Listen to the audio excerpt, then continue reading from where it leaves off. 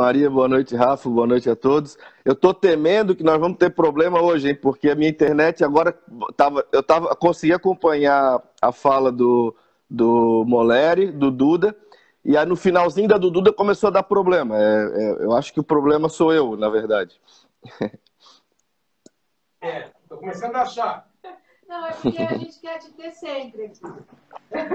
Pode ser Pelo isso. menos nem que seja por alguns segundos. Tá certo. Bom, boa noite. Vamos tentar. Obrigada por estar conosco, né, até agora. Nosso fiel telespectador. Semanal. Telespectador semanal. Obrigada. E agora a gente quer, assim, Nosso fiel internauta. A gente quer saber, sem enrolar, porque a internet pode nos deixar aí mais uma vez na mão. Como está o Podemos em Itajaí? Olha, Maria, o Podemos foi um desafio super gigante, assim, porque veja que nós montamos ele num período muito curto, se a gente for considerar que os prazos para filiação dos pré-candidatos era no dia 4, se não me engano, de abril, e nós começamos o Podemos no final do ano passado, né? O Paulinho sai do PSB, que tinha que sair mesmo, porque depois da morte de Eduardo Campos, o PSB passou a tomar um caminho à esquerda, né? Que não combinava com a figura da liderança do Paulinho. Na época do Eduardo Campos combinava, sem o Eduardo Campos passou a não combinar. Mas isso nos impôs um desafio enorme de montar um partido num período muito curto. E eu penso que nós vencemos esse desafio, nós conseguimos fazer boas filiações, conseguimos montar uma nominata, não é a melhor nominata da cidade, mas é uma nominata de respeito, que vai trazer bons nomes. E mais do que isso, nós conseguimos construir bons candidatos na majoritária. Veja que nós tínhamos pelo menos 2 pré-candidatos a prefeito colocados. Um era o Aragão Júnior, que foi da Facis, que foi aqui da ADAC, um empresário, um cara super bacana. O Rafael Maier, presidente do Foro Metropolitano, fora os candidatos potenciais, que não tinham se colocado, mas que também eram possíveis candidatos, como eu cito como nome mais importante o do Eclésio. Alguns citavam o meu também, mas como eu nunca quis, não quero ser candidato nessa eleição, porque entendo que não é a minha hora, não é o momento, mas nós tínhamos bons nomes. E conseguimos fazer a filiação do Rubens Angioletti, que acabou fazendo com que todos esses nomes e todo esse grupo convergisse em torno do nome dele. Foi uma coisa muito impressionante, assim, quando ele disse, não, tudo bem, eu posso ser candidato desde que a população assim entenda, imediatamente todos esses nomes que eu te citei e toda a nossa executiva, nosso diretório, imediatamente convergiu no nome dele. Então hoje nós temos um bom pré-candidato a prefeito, alguém que já pontua bem nas poucas pesquisas que a gente teve acesso, a gente vê o nome dele já como um dos 3 nomes, e isso nos deixa muito felizes, porque esse sinal de que o trabalho foi, embora num curto período de tempo, foi bem feito. Para mim, particularmente, foi uma surpresa o anúncio do Rubens, porque o que a gente chama de rádio corredor, né, nos bastidores da política, se dizia que o Rubens não queria isso. Eu percebi que foi uma notícia impactante, mas te pergunto, isso não bagunçou um pouco o cenário dessas composições? Porque a gente tem ali, dentro da oposição, Ana Carolina, me parece inflexível, João Paulo também está sendo firme, e mais tantos outros candidatos da oposição que já se colocaram também como pré-candidatos. Olha, Maria, lembra que aquele dia que não deu certo a live, eu falei que eu estava com o moletom tucano, né? E eu tô com ele novamente, ó. Eu tô com o moletom tucano. Isso é uma...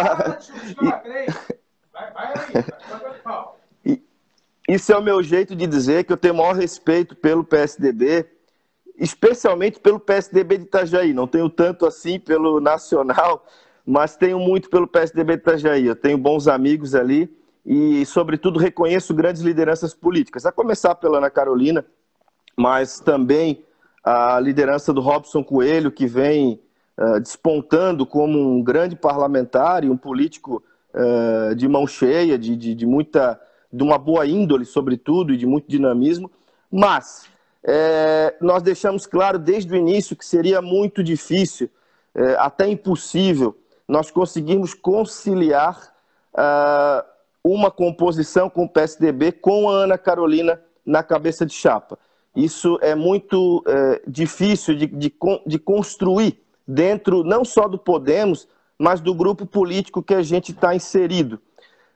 Me assustei, confesso que me assustei com a foto de hoje no JC e com os dizeres até agora não desmentidos de que eles estão compondo uma chapa junto. Não me parece que combine o PP estar junto com a Ana Carolina. Não quero entrar nas questões internas, absolutamente, mas me reservo o direito, porque tenho amigos dentro do PP, de dizer que muitos deles acham isso muito estranho e provavelmente, inclusive, sequer encarariam uma campanha com a Ana Carolina na cabeça de chapa. Então, me parece que, como eu fiz o gesto, por exemplo, de dizer que não sou candidato, exatamente porque eu sei que eu não sou um ponto de convergência, a Ana também deveria ter feito esse gesto, embora ainda haja tempo de fazer. Por isso que eu ainda creio na possibilidade de nós estarmos juntos. Mas estar juntos com essa configuração me parece impossível. E a candidatura do Rubens, só para concluir, Maria, o Rubens, de fato, não é que ele não queria, ele tem muito receio de que o partido impondo uma candidatura, isso não tenha, isso não receba da população, a população não receba isso bem. O Rubens é um cara que pensa muito a cabeça dele funciona muito como esse novo momento da política. Então ele diz que a candidatura tem que partir do povo e não ser imposta para a população. Então o que ele nos disse? Ele disse, vamos fazer um teste, se as pessoas quiserem que eu seja candidato, eu vou ser candidato. Mas se as pessoas não quiserem, eu não vou. E me parece que as pessoas querem, porque esse lançamento, esse pré-lançamento da campanha dele teve muito sucesso e muito impacto. As pessoas receberam muito bem. Então, eu estou quase convencido de que a candidatura do Rubens é irreversível pelos números que ela vai apresentar em breve. Quem fizer pesquisa vai observar isso. E nós vamos apresentar uma terceira via, sem dúvida, para a cidade de Itajaí. Eu estou aqui no papel de entrevistadora, mas não consigo deixar de trazer o meu comentário nesse sentido, porque sou comentarista de política há muitos anos, acompanho a política, né? Eu enxergo com muita dificuldade da oposição ter sucesso nessa eleição agora de 2020, no embate contra o Volney, se ela se dividir. E quando trouxemos a Ana Carolina aqui, ela foi bastante enfática e nós pressionamos, de certa forma, para que ela confirmasse isso. Ela foi muito enfática de que não abre mão da projeto de vida dela hoje é ser prefeita de Itajaí. Eu vi isso como uma questão muito individualista, porque, obviamente, a gente circula nos bastidores e conversa com outros políticos e enxerga a mesma coisa que você trouxe para nós. Quer dizer, há uma dificuldade de convergir em torno do nome da Ana Carolina. O que eu te pergunto, a oposição convergir, né, em torno do nome dela.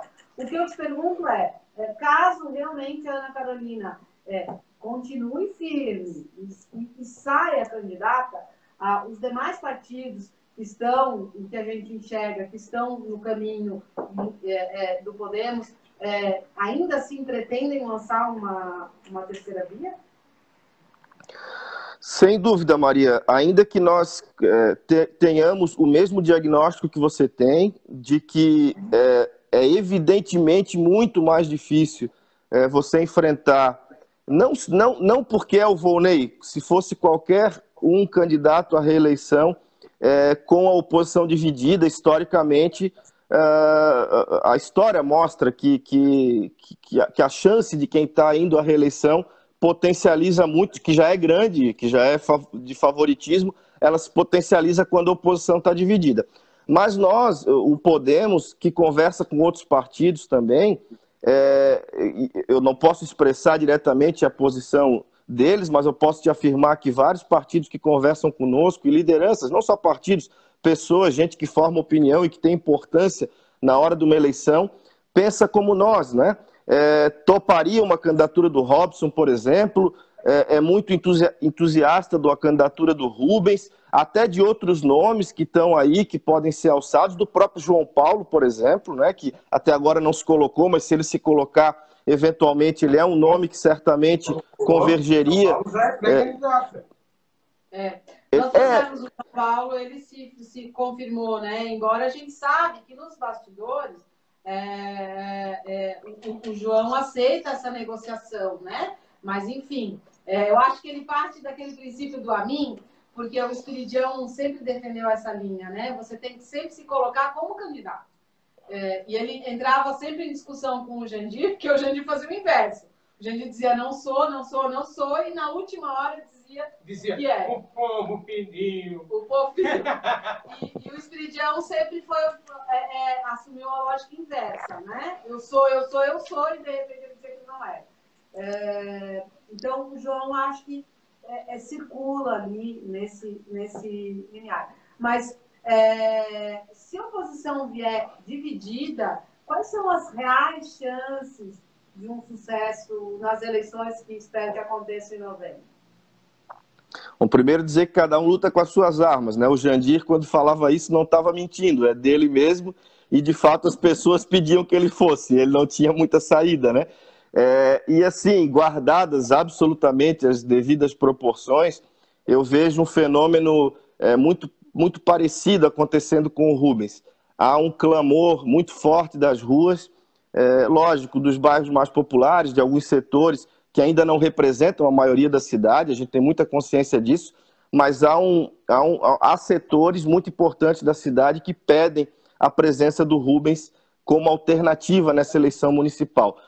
Nós reconhecemos a dificuldade, sim, mas nós também sabemos, Maria e Rafa, que nós vivemos um momento singular da política nacional, onde há uma expectativa de mudança muito grande, que se inicia na eleição do Bolsonaro. Ninguém sabe se chegou no auge na eleição do Bolsonaro, pode ter seu auge na eleição municipal. As pessoas querem trocar os comandos, querem trocar as pessoas, querem trocar a forma de fazer gestão. O Volney tem muitos problemas, problemas do passado, problemas desse governo, embora ele tenha acertos também, mas ele tem muitos erros que se chocam exatamente com esse novo sentimento que as pessoas têm de como a gestão pública deve ser tocada. E a Ana Carolina também não embora eu reconheça nela um milhão de virtudes, mas ela também tem resistências muito significativas desse grupo de pessoas que exige esse novo perfil da política. E é por isso que eu acho que a eleição do Rubens, por mais que a gente possa reconhecê-la como eventualmente difícil, ela não é impossível, não.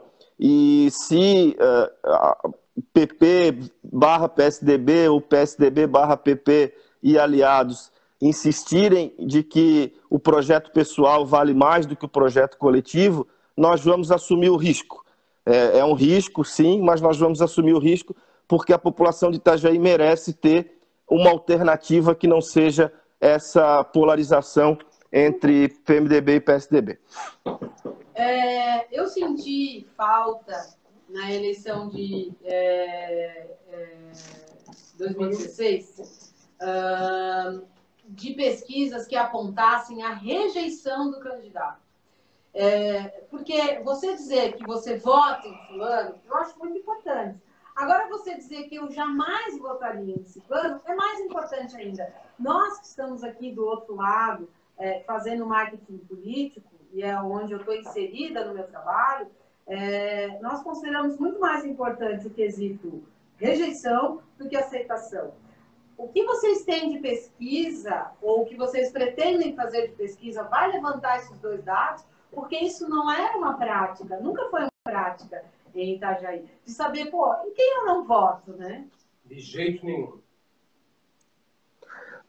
Maria, as pesquisas que eu tive acesso não são pesquisas registradas, então eu sou proibido por lei de fazer qualquer menção a elas, né? Pode falar A não ser, a não ser isso, né? O sentimento que a gente tem e o que a gente olha expressa exatamente isso, de que o Rubens é uma candidatura leve, exatamente nesse aspecto, de não haver rejeição, e as outras duas candidaturas postas são candidaturas mais pesadas. Veja você que a gente não precisa nem pesquisa para analisar isso, na verdade. Quando o Jandir lançou o João Paulo candidato em 2016, muita gente disse que ele estava errado, mas ele não estava, ele estava certo. Faltou para o João muito pouco para ele ganhar a eleição. E o João passou de um ilustre desconhecido para um terceiro colocado praticamente empatado tecnicamente com os dois primeiros. Por que que isso aconteceu? Porque o João não tinha rejeição e porque a rejeição dos dois candidatos que chegaram próximos, o Volney e a Ana, a rejeição era muito grande, ou seja, o João já começou absorvendo essas duas rejeições e depois ele foi avançando exatamente pelo fato de que ele tem traquejo e ele tem conhecimento e conseguiu conquistar as pessoas. Faltou uma semana para o João Paulo ganhar a eleição, só isso que faltou. Faltaram dias para o João Paulo ganhar a eleição. Então, é muito centrado nessa experiência da eleição de 2016 que nós acreditamos que uma candidatura, que nesse caso sequer é uma candidatura outsider, porque o Rubens já tem mais extrato eleitoral do que o João tinha em 2016, ele vai absorver essas rejeições, ele vai saltar, não tenho dúvida nenhuma, de 2 dígitos, caso se confirme a candidatura dele, evidentemente, né? Mas se isso se confirmar em convenção, enfim, eu tenho certeza que ele sai de 2 dígitos e eu confio muito na capacidade comunicativa do Rubens, na honestidade que exala dele. As pessoas olham para ele e veem, notam imediatamente que ele é um cara honesto, íntegro, bem intencionado. Então é exatamente nisso, Maria, que a gente se prende no sentido de acreditar, né, de ter expectativa positiva de que a candidatura do Rubens Angioletti é uma candidatura, se confirmada, porque ainda é uma pré-candidatura, mas se confirmada nesse cenário de Volney, Ana e ele, de que é muito possível a vitória, sim.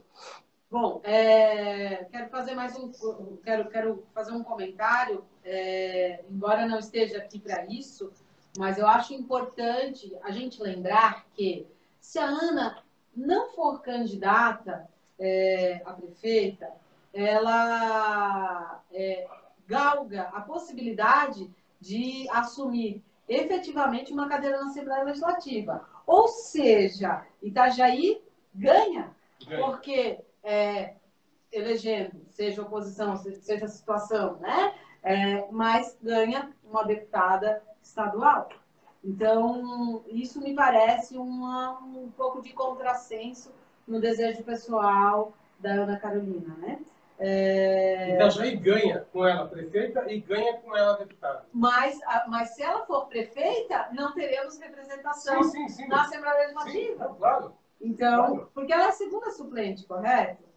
Possivelmente se abrem 2 cadeiras na Assembleia Legislativa com o jogo político iniciado nas eleições. Então, Itajaí, na verdade, se Ana, é o que eu entendo, com todo respeito à decisão dela, mas ela decidindo sair candidata a prefeita, ela está fazendo com que Itajaí perca a possibilidade de ter representação na Assembleia Legislativa ano que vem. Exatamente. Eu não tenho nem mais o que falar. Tu fez o comentário que, na minha opinião, é perfeito. A Ana é segunda suplente de 11 deputados. É muito provável que dos 11 deputados, pelo menos 2 se elejam nas eleições municipais e, com isso, ela assume a cadeira de deputada. Eu vou além, Maria. A Ana Carolina, e eu falo isso porque eu gosto dela, né? Porque se eu não gostasse, eu não faria.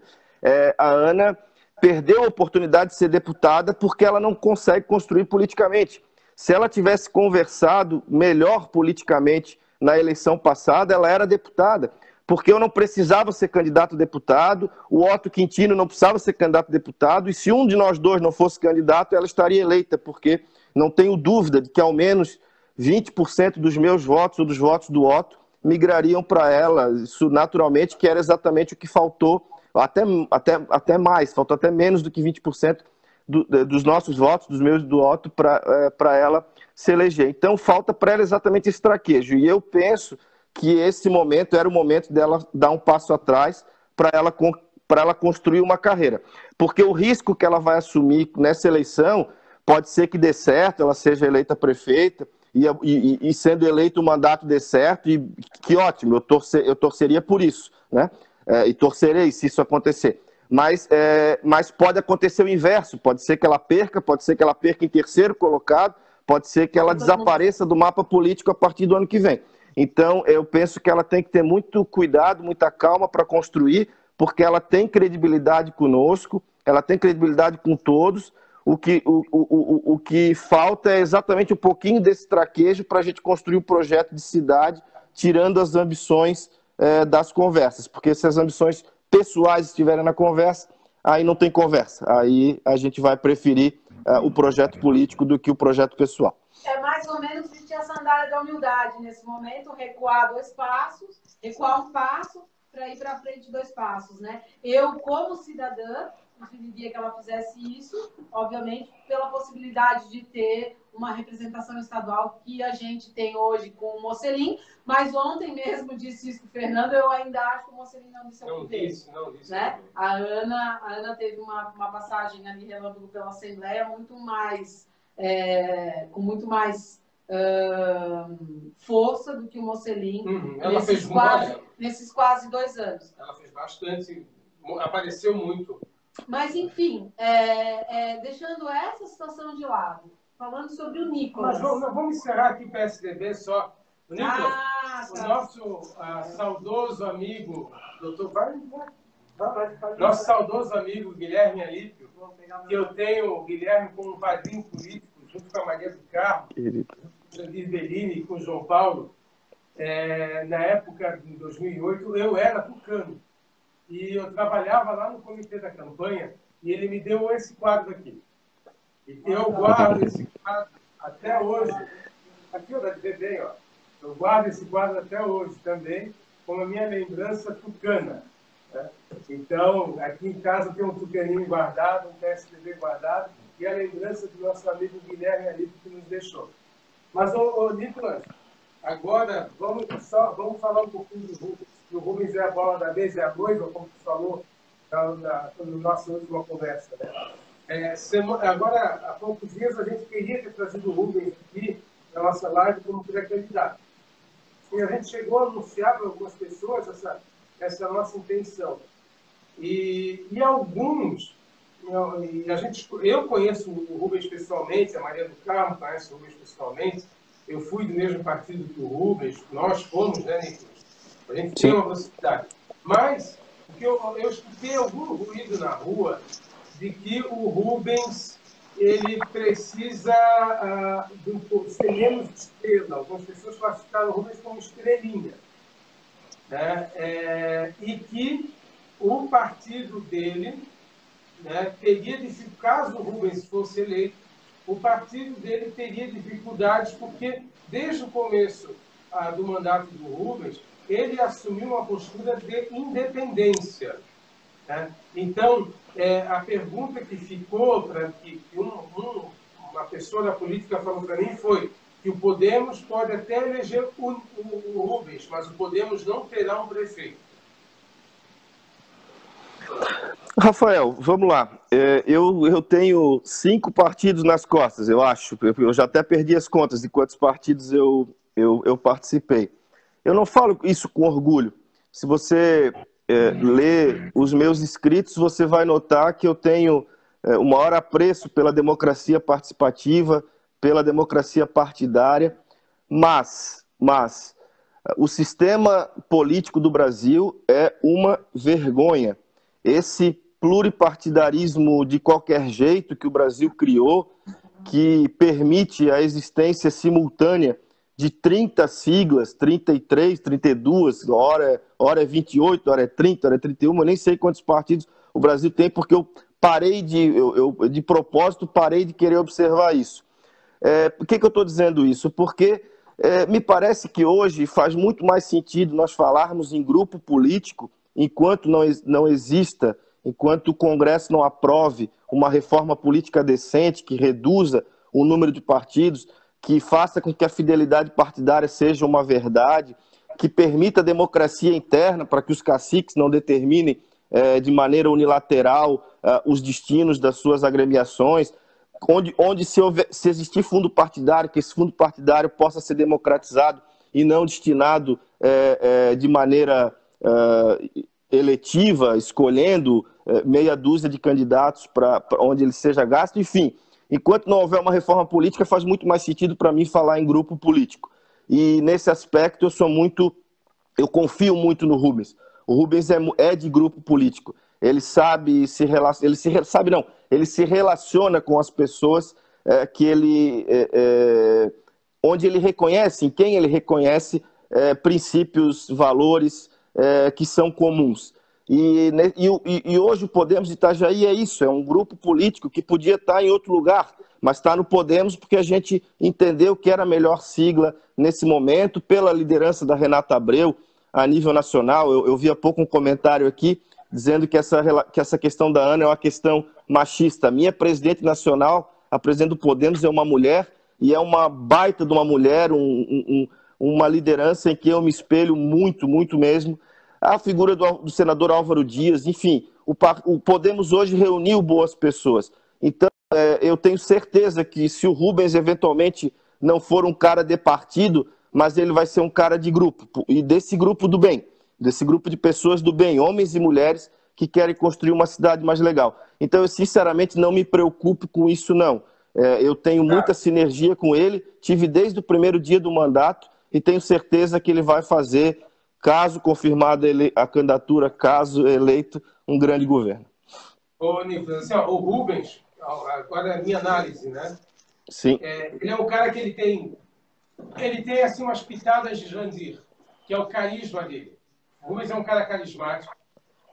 A minha opinião, ele é um cara humilde, porque ele conversa com as pessoas, ele olha no olho das pessoas, ele conhece a cidade, ele roda pela cidade, ele conversa com a população, ele busca escutar os anseios do seu eleitor. Agora, eu tenho o seguinte questionamento que eu te faço, faço a você como presidente de partido.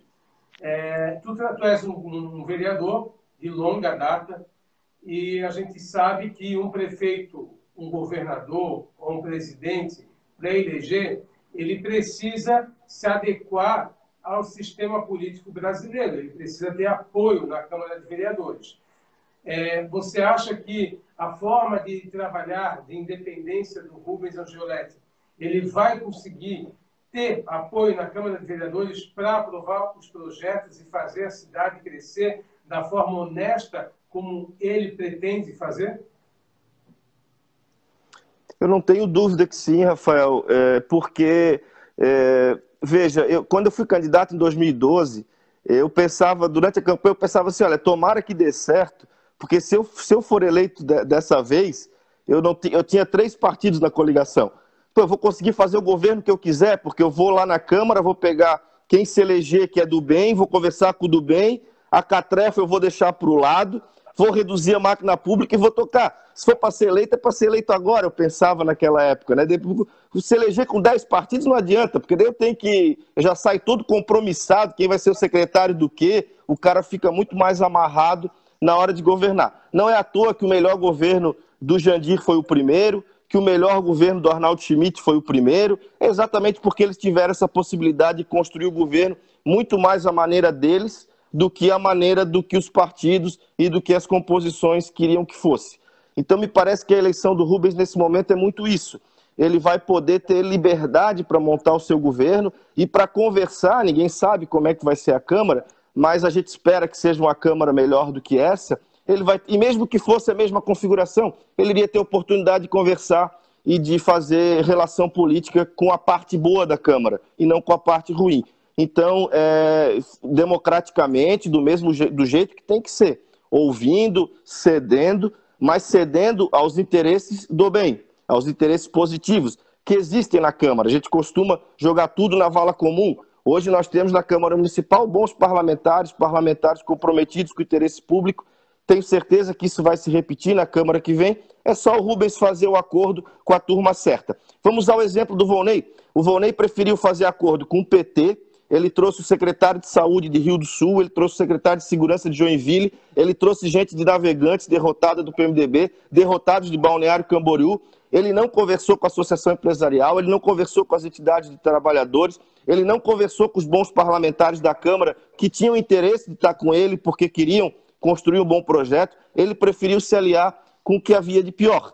Se você começa assim, você faz errado, mas existe jeito de fazer certo.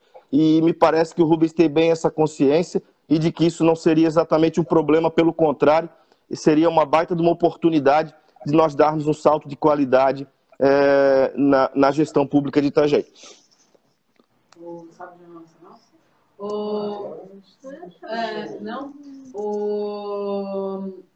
Nicolas, quando o Podemos decide, então, a sua... Hoje nós vamos ter convenções online, né? Quando Podemos fará a sua convenção? Maria, eu vi que mudou os prazos hoje, né? A PEC que foi aprovada ali alterou os prazos. Eu confesso que eu não gravei a data exata. Mas nós vamos... se a história nos ensinou alguma coisa, é que quando a oposição está dividida, como está agora, essas coisas ficam para a última hora, porque até o último momento a gente tenta uma composição. Vamos ao exemplo de 96, tu estava lá, né? Quando o Macanhã era candidatíssimo, o Jandir era candidatíssimo, e de repente, aos 48 do segundo tempo, aparece uma chapa Jandir mais Macanhã.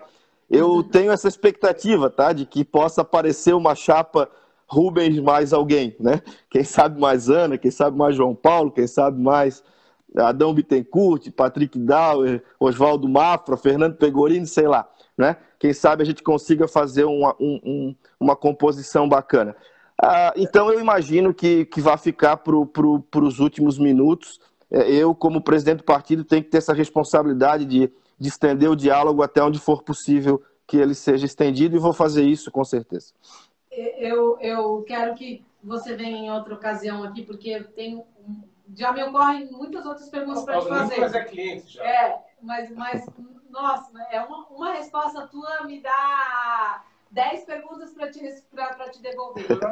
Mas, para a gente poder encerrar, me ocorreu uma coisa bastante importante.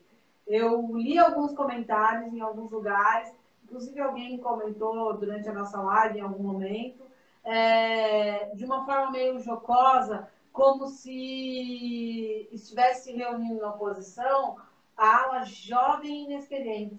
Percebesse isso? Na última live. Percebeu isso, Rafael? Percebi. São jovens, né? Eu não acho tão jovem assim, mas são Nicolas, Rubens, a própria Ana, João Paulo, tal, como se vocês não estivessem sabendo para onde vocês vão. Você acha que é assim mesmo? Eu acho que isso é preconceito. Nós vamos deixar o Nicolas responder. Eu penso que isso tem muita verdade quando a gente fala do processo pré-eleitoral. Eu vejo muita imaturidade, sim, nos meus companheiros, talvez até em mim, né? Porque é difícil a gente fazer um julgamento da gente mesmo. Mas eu deixo o meu julgamento para os outros. Mas eu penso que sim, que os meus colegas ainda são muito imaturos e, por vezes, poderiam encurtar caminhos e estão alongando esses caminhos, e isso é muito arriscado, exatamente para que a gente possa chegar lá com muitas candidaturas e entregar a eleição para o Volney de mão beijada. Do ponto de vista administrativo, aí não. Aí me parece que todos nós temos qualidades do ponto de vista de gestão, do ponto de vista de qualificação, todos nós somos qualificados, todos nós temos relação com a população, porque passamos por eleição, conhecemos o processo político, somos íntegros, claro que temos defeitos, ninguém é perfeito, mas somos íntegros, temos bons valores, isso eu penso que é fundamental nesse momento, e eu tenho certeza que nós faremos a gestão 1 milhão de vezes melhor do que essa que está aí. Agora, então, assim, do ponto de vista administrativo, acho que isso não só não é um problema, como é uma baita de uma virtude que a gente tem. Ser jovem, ser idealista, ter vontade, eu penso que é isso que Itajaí precisa. Mas, realmente, nesse período pré-eleitoral, a gente vacila demais, a gente erra muito, e isso pode nos custar demorar mais 4, 8, 12 anos para chegar ao poder da cidade. E aí, quando chegar, já vão ser velhos. Aí eu nem quero. Bom, Aí eu não quero mais. Mas vamos combinar, né? Nada que umas 2 ou 3 aulinhas com o Jandir Bellini resolva, né? Para mim, continua sendo um grande referencial. Nicolas, a gente agradece muito a tua participação. A gente vai te ter, com certeza, novamente aqui, mais uma vez, e mais outra vez, e mais outra vez, porque o que tu nos devolveu hoje é uma coisa muito importante que eu sei que muita gente da política vai querer escutar. Te desejo uma boa noite, agradeço a Gabi, que cedeu você para nós. Lavou a louça para tu ficar aqui com a gente. Lavou a louça. E a gente vai retomar contigo assim que a gente estiver mais próximo ali das convenções. Pode ser? Claro que pode. Eu quero dizer, ao dizer meu boa noite, eu quero só dizer para o Rafa que eu trouxe um vinho em homenagem ao Fernando Pegorini, que toma vinho. Eu vi a live ontem, né? Ele disse que eu tomo Cuba. De fato, eu sou cubeiro, mas eu sou um bebedor, assim, como é que eu vou te dizer, disciplinado. Então, Cuba na quarta-feira de jeito nenhum, só a partir de sexta, só na sexta e no sábado. Mas durante a semana é só um vinhozinho. Um vinho. Em homenagem ao meu amigo Fernando Pegorini. Eu estou te acompanhando. Gente, eu ganhei esse vinho aqui, que é um vinho do Porto, do meu amigo Rafael. Não é vinho do Porto. Não. É uma uva? O Cabernet Sauvignon. Eu entendo tanto de vinho que até troco tudo. Mas estou acompanhando aí. E a gente preparou também, para encerrar a live, a gente preparou, daqui a pouco a gente posta por aí. Uma fake news. Uma fake news para o Nicolas. Vamos lá. Opa! Lê aí, Carol. Com medo, Nicolas manda recado durante sessão para a esposa. Não quero mais lavar louça. Te reconhece ali lavando a louça? Olha, eu confesso que não é a minha preferência fazer serviço doméstico, mas às vezes a gente tem que fazer, não tem jeito. Ainda mais agora com criança pequena, né? A gente tem que se dividir em casa, é natural, não tem outro jeito. Mas é um pouco verdade isso aí, não é tão fake news assim, não. Então tá, querido, muito obrigada, tá? Nicolas, um abraço para ti, um beijo na criança, um abraço na esposa e saúde e força, cara. E segue nesse caminho, porque não, tenho certeza de que nós temos na atual situação poucos políticos com a tua cabeça e com a tua capacidade. Eu te admiro muito. Com o brilho? Com esse brilho. Tu pode fazer isso. Obrigado, Rafael. Obrigado, Maria. Eu agradeço e, sem falsa modéstia, estou tentando utilizar um pouquinho da experiência que eu adquiri nesse período exatamente para tentar conduzir. Se eu vou ter sucesso ou não, só o tempo que vai dizer, mas eu tenho me esforçado para tentar conduzir um projeto que unifique a oposição e possa vencer as eleições. Muito boa noite para vocês, a todos que ficaram conosco até agora. Até uma próxima, e ainda bem que a internet nos ajudou, né? Amém! Um grande beijo. Até. É isso aí. Bom, Rafael, obrigada. Acho que hoje foi uma mega hiper live. Foi muito bom. Obrigada a quem participou, quem esteve conosco até agora. Olha, agora o pessoal que está aí ainda, fica ligado, vai lá, curte a nossa página, curte a Famosa Gambiarra, procure aí no Face, @famosagambiarra, porque semana que vem promete. Os lives da semana que vem vão ser especiais e, se tudo der certo, na quarta-feira, nós vamos conversar com gente dos 5 continentes do mundo. Gente, boa noite. Até semana que vem.